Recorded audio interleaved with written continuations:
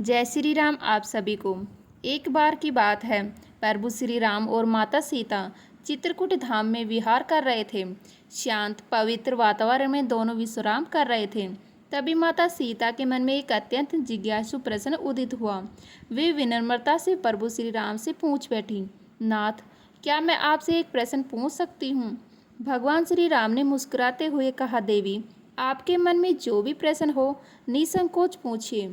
माता सीता ने कहा, प्रभु, मैं जानना चाहती हूँ कि जब किसी प्राणी की मृत्यु हो जाती है तो ऐसा क्यों कहा जाता है कि उसकी आत्मा 13 दिनों तक अपने घर और इस संसार में बनी रहती है? क्या यह सत्य है? यदि हाँ, तो ऐसा क्यों होता है? वह आत्मा इन दिनों में क्या अनुभव करती है? क्या वह अपने स्नेही जनों को देख सकती है? भगवान श्री राम गंभीर हो गए। उन्होंने कहा, हे जानकी, आपने जो प्रश्न पूछा है वह केवल आपका नहीं है। यह प्रश्न इस समस्त संसार को मार्गदर्शन देने वाला है। इस विषय को जानना सभी के लिए आवश्यक है, क्योंकि जीवन और मृत्यु के रहस्य से अनजान रहना अज्ञान के अंधकार में भटकने जैसा है। मैं इस रहस्य को आपसे अवश्य साझा करूंगा, लेकिन उससे पहले जो भी इस दिव्य संवाद को सुन रहे हैं उनसे मेरी प्रार्थना है कि इस ज्ञान को केवल अपने तक सीमित न रखें। इसे अपने परिवार और मित्रों के साथ साझा करें ताकि सबका कल्याण हो, सबको जीवन और मृत्यु के रहस्यों को सही जानकारी मिल सके। कहा जाता है कि मृत्यु के 24 घंटे बाद आत्मा अपने घर वापस आती है, अपने परिवार, अपने प्रियजनों और उन स्थानों को देखने जहां उसने अपना संपूर्ण जीवन व्यतीत किया है। लेकिन क्यों? क्या उसे अपनी मृत्यु का आभास होता है? क्या वह अपने परिवार के दुख और विलाप को महसूस कर सकती है? और मृत्यु के बाद आत्मा को अपने कर्मों के फल कैसे प्राप्त होते हैं? यह रहस्य स्वयं मृत्यु के देवता यमराज ने एक बार देवर्षि नारद को बताया था। यमलोक के अधिपति यमराज ने बताया कि आत्मा का यह सफर केवल शारीरिक मृत्यु का अंत नहीं, बल्कि एक नए प्रारंभ की ओर बढ़ने की प्रक्रिया होती है। इस वीडियो में हम आपको वही कथा सुनाने जा रहे हैं जो स्वयं यमराज ने नारद जी को सुनाई थी। यह कहानी आपको मृत्यु के बाद आत्मा के अनुभव और उसके वास्तविक सत्य को समझने में मदद करेगी। एक बार मृत्यु के देवता यमराज यमपुरी में अपने सिंहासन पर विराजमान थे। चारों ओर दिव्य प्रकाश फैला हुआ था। यमलोक के दूत अपने कार्यों में व्यस्त थे। तभी वहां देवर्षि नारद का आगमन हुआ। उनके हाथ में दिव्य वीणा थी और मुखमंडल पर तेज झलक रहा था। उन्होंने यमराज को प्रणाम किया। यमराज ने मुस्कुराते हुए उनका स्वागत किया और बोले, देवर्षि, आज आपके आगमन का क्या कारण है? मुझे प्रसन्नता है कि आप यमलोक पधारे। कहिए, कैसे आना हुआ? नारद मुनि ने विनम्रता से उत्तर दिया, धन्यवाद प्रभु, मैं पृथ्वीलोक का भ्रमण कर रहा था और वहां मैंने एक विचित्र दृश्य देखा जिसने मेरे मन में कई प्रश्न उत्पन्न कर दिए। यमराज जिज्ञासु दृष्टि से नारद जी को देखने लगे और बोले, कौन से प्रश्न देवर्षि? कृपया बताइए, मैं आपकी जिज्ञासा अवश्य शांत करूंगा। नारद जी बोले, हे धर्मराज, जब मैं पृथ्वीलोक पर था तो मैंने देखा कि एक वृद्ध पुरुष की मृत्यु हो गई थी।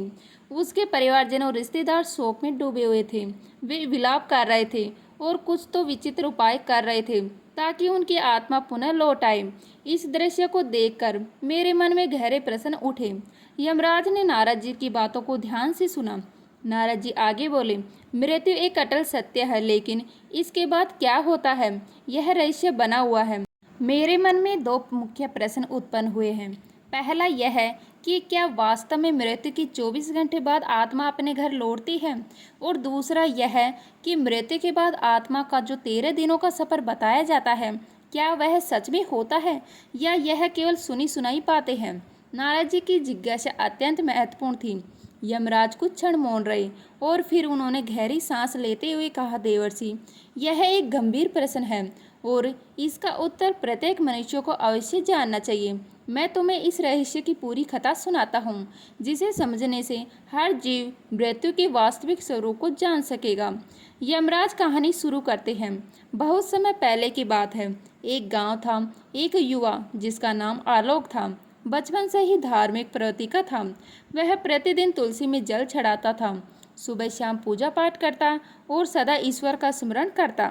उसके परिवार में उसके पिता, पत्नी और एक छोटा सा बच्चा था। माँ का देहांत कई वर्षों पहले हो चुका था और अब उसके पिता भी लंबे समय से बीमार थे। समय बीतता गया और एक दिन उसके पिता ने भी इस संसार को छोड़ दिया। यह घटना आलोक के लिए असहनीय थी। उसने अपने पिता का विधि पूर्वक अंतिम संस्कार किया, लेकिन उसके मन में अनेकों प्रश्न उमड़ने लगे। मृत्यु के बाद आत्मा का क्या होता है? क्या आत्मा वास्तव में घर लौटती है? यदि हाँ, तो क्यों? इन प्रश्नों के उत्तर खोजने के लिए वह एक आध्यात्मिक यात्रा पर निकल पड़ा, कई गांवों और जंगलों से होते हुए। अतः वह एक आश्रम पहुंचा, जहां एक तेजस्वी संत ध्यान मगन थे। आलोक ने उनके चरणों में गिरकर पूछा, गुरुदेव, मृत्यु के बाद आत्मा का क्या होता है? क्या यह सच है कि मृत्यु के 24 घंटे बाद आत्मा अपने घर लौटती है? संत मुस्कुराए और बोले, बेटा, यदि तुम इस रहस्य को सच में समझना चाहते हो तो तुम्हें इस जंगल में और आगे बढ़ना होगा। वहाँ तुम्हारे सभी प्रश्नों के उत्तर तुम्हारा इंतजार कर रहे हैं। आलोक ने श्रद्धा से सिर झुकाया और कहा, गुरुदेव, मैं यह यात्रा करने के लिए तैयार हूँ। कृपया मुझे मार्ग दिखाइए। गुरुजी ने आशीर्वाद दिया और कहा, इस यात्रा में तुम्हें कई अद्भुत अनुभव होंगे। रास्ते में जो घटित होगा वही तुम्हें मृत्यु और आत्मा के रहस्यों को समझने में सहायता करेगा। आलोक गुरुजी की आदेशानुसार जंगल की ओर बढ़ चला। जैसे जैसे वह आगे बढ़ा, जंगल घना और रहस्यमय होता गया। चारों ओर अजीब अजीब आवाजें सुनाई पड़ने लगी। कहीं उल्लू बोल रहा था तो कहीं पत्तों की सरसराहट हवा के थप्पड़ों से डरावनी प्रतीत हो रही थी। जंगल का यह भयंकर और डरावना रास्ता उसे डरा जरूर रहा था, लेकिन उसके मन में उठ रही जिज्ञासा कहीं अधिक बलवान थी। वो निडर होकर चलता गया और कुछ दूरी पर उसे एक विशाल पीपल का वृक्ष दिखाई दिया, लेकिन यह कोई साधारण पेड़ नहीं था। उसकी शाखाएं सांपों की तरह लहरा रही थी और उसकी छाल पर मानो किसी का चेहरा उभर आया था। जैसे ही आलोक उसके पास पहुंचा, वह पेड़ मानवीय स्वर में बोल उठा, हे मानव, ठहरो, कहाँ जा रहे हो? आलोक यह सुनकर स्तंभ रह गया। एक पेड़ बोल रहा था, परंतु वह घबराया नहीं।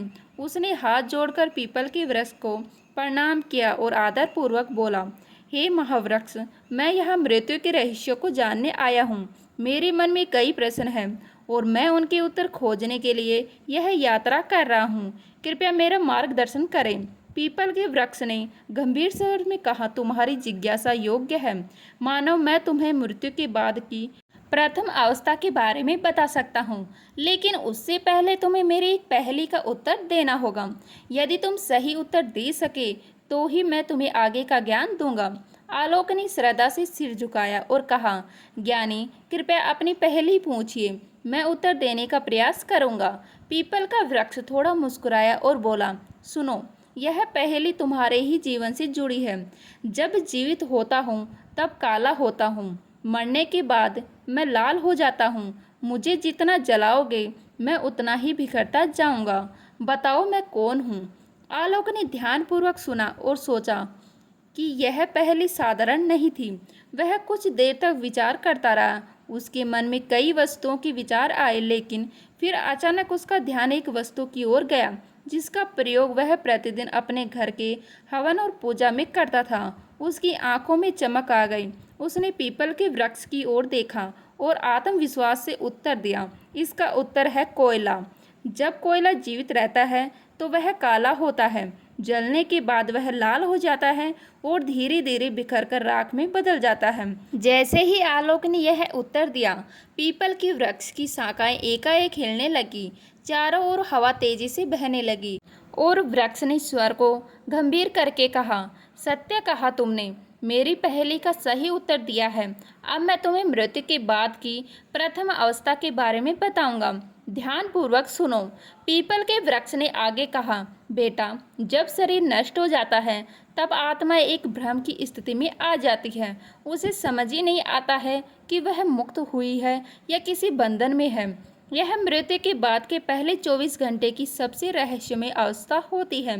आलोक ध्यान से सुन रहा था, लेकिन उसके मन में और जिज्ञासा जाग उठी। उसने हाथ जोड़कर पूछा, ज्ञानी, कृपया विस्तार से समझाइए, मृत्यु के तुरंत बाद आत्मा को क्या अनुभव होता है?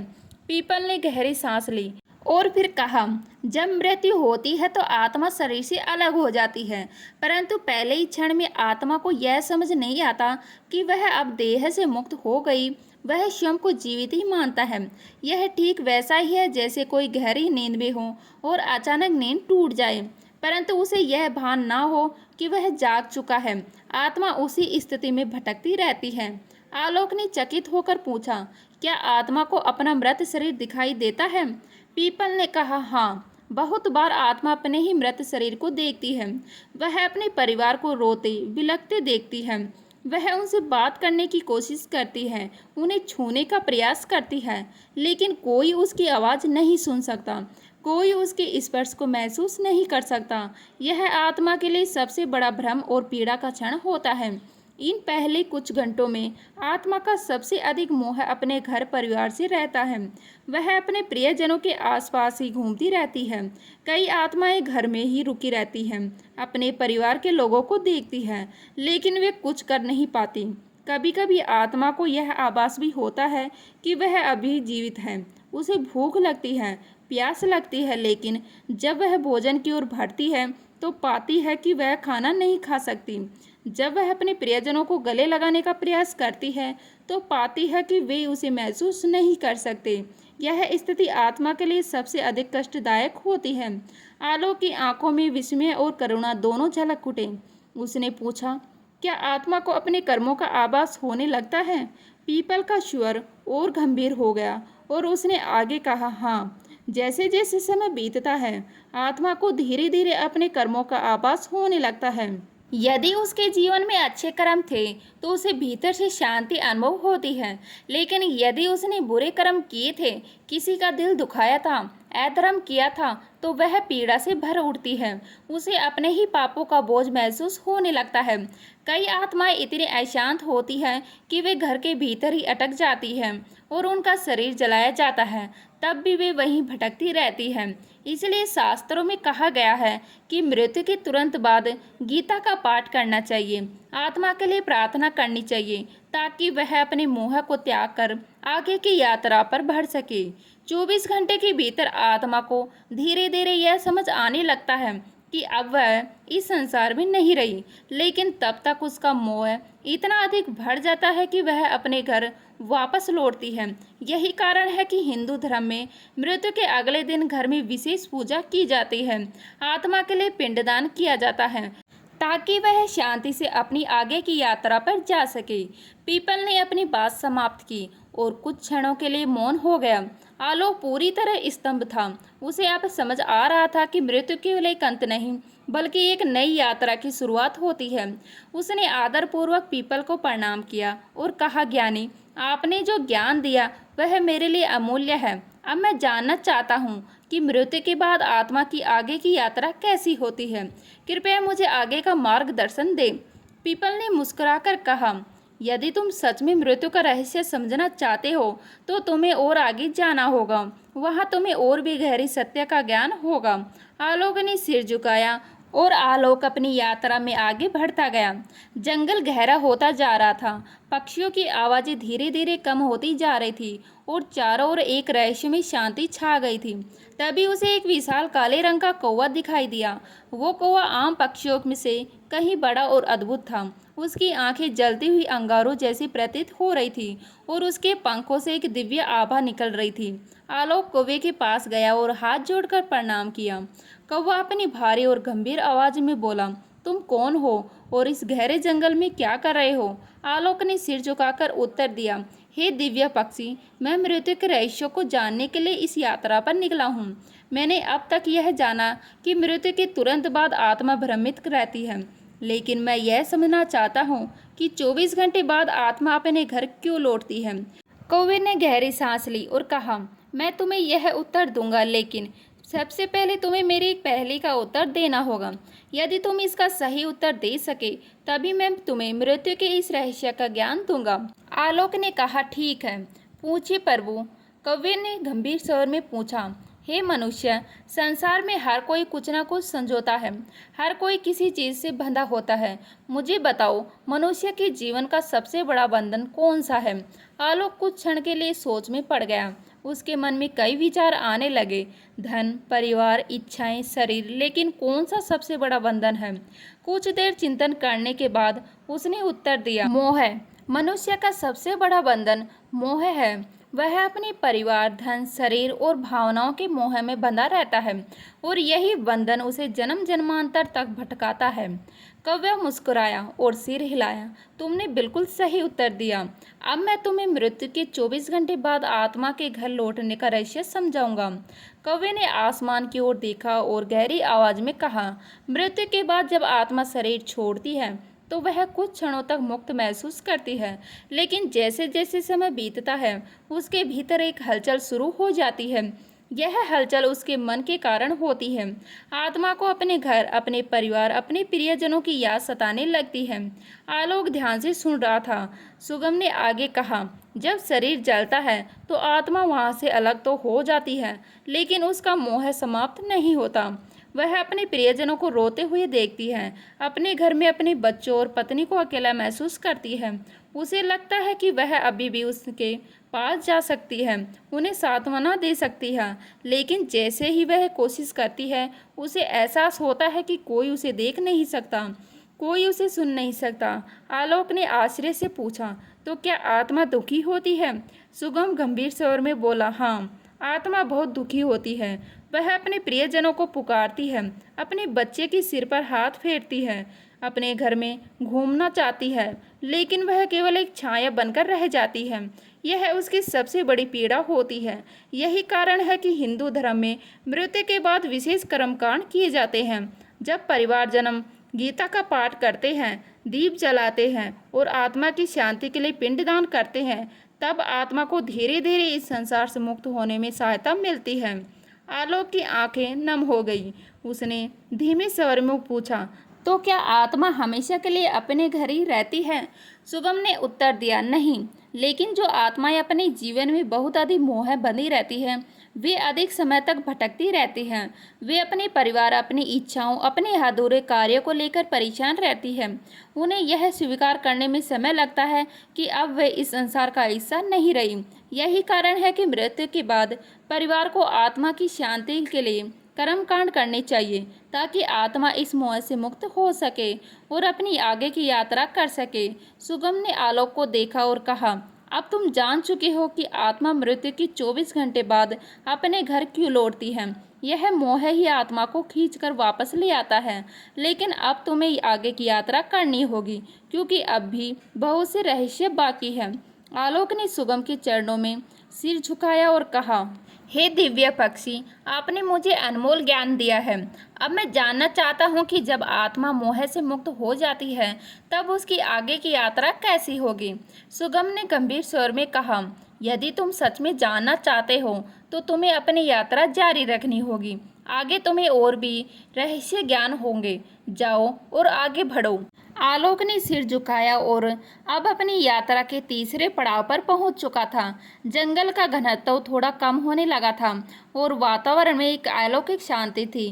पक्षियों का मधुर गान, मंद मंद बहती हवा और चारों ओर हरी भरी भूमि। यह स्थान किसी दिव्य लोक का आभास करा रहा था। तभी उसकी दृष्टि सामने खड़ी एक अद्भुत गौ माता पर पड़ी। यह कोई साधारण गाय नहीं थी। इसके शरीर से एक दिव्य प्रकाश निकल रहा था और इसकी आंखों में गहरी करुणा तथा ज्ञान की झलक थी। आलोक ने श्रद्धा से झुककर गौ माता को प्रणाम किया। गौ माता ने स्नेह से उसे देखा और कहा, मैं जानती हूँ कि तुम मृत्यु के रहस्यों को जानने के लिए इस यात्रा पर निकले हो। मैं तुम्हें आगे के ज्ञान दूंगी, लेकिन पहले तुम्हें मेरी एक पहेली का उत्तर देना होगा। आलोक ने श्रद्धा से सिर झुकाया और कहा, हे माता, कृपया मुझसे पूछिए। गौ माता ने मधुर किंतु गंभीर स्वर में पूछा, मनुष्य अपने जीवन में कई चीजों को संजोता है, धन, परिवार, प्रतिष्ठा, ज्ञान, लेकिन बताओ उसके लिए सबसे महत्वपूर्ण संपत्ति कौन सी है जो मृत्यु के बाद भी उसके साथ जाती है। आलोक गहरे चिंतन में पड़ गया। वह सोचने लगा, धन तो यही छूट जाता है, परिवार भी पीछे रह जाता है, प्रतिष्ठा भी मिट जाती है, तो फिर कौन सी चीज मनुष्य के साथ जाती है। कुछ क्षण विचार करने के बाद उसने उत्तर दिया, कर्म। मनुष्य के कर्म ही उसकी सबसे बड़ी संपत्ति होती है। धन, परिवार और प्रतिष्ठा सब यहीं छूट जाते हैं, लेकिन अच्छे या बुरे कर्म उसकी आत्मा के साथ जाते हैं और उसकी आगे की यात्रा तय करते हैं। गौ माता मुस्कुराई और सिरलाया, तुमने सही उत्तर दिया। मैं तुम्हें मृत्यु के तीसरे चरण का रहस्य बताऊंगी।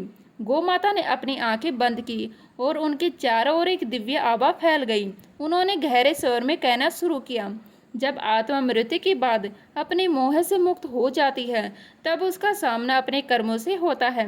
आत्मा को अपने संपूर्ण जीवन का प्रतिबिंब दिखाई देता है। उसने जो अच्छे कर्म किए होते हैं वे उसे प्रकाश की ओर ले जाते हैं, और जो बुरे कर्म किए होते हैं वे उसे अंधकार की ओर धकेलते हैं। आलोक ध्यानपूर्वक सुन रहा था। गोमाता ने आगे कहा, यदि आत्मा ने जीवन भर अच्छे कर्म किए हैं, दान, गौ सेवा, भजन, सत्संग, दूसरों की सेवा, तो वह शीघ्र ही स्वर्ग की ओर बढ़ती है।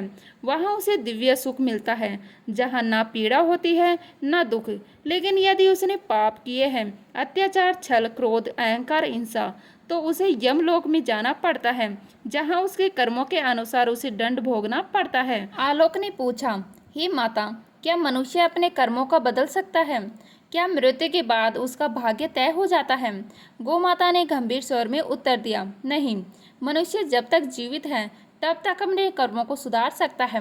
वह पुण्य कमा सकता है, धर्म के मार्ग पर चल सकता है और अपनी आत्मा को शुद्ध कर सकता है।